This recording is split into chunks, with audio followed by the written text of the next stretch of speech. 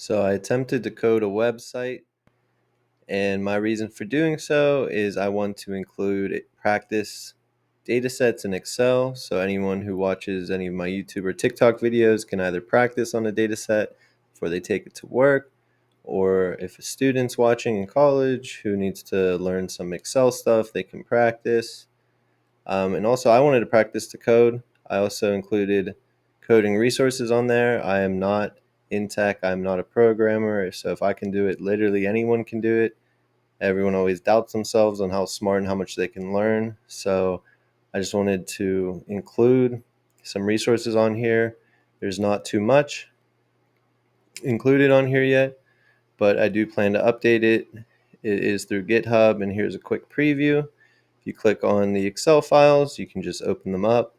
This is a great resource if you just are looking for large data sets. I know whenever I was practicing, I would have trouble finding just large data sets. Also, just the links that you can click, I just want them all here. For short description, most are free to at least get started. Some will give you certifications that you have to pay for. But for the most part, you can get started. They're all great resources to learn. Thanks for watching.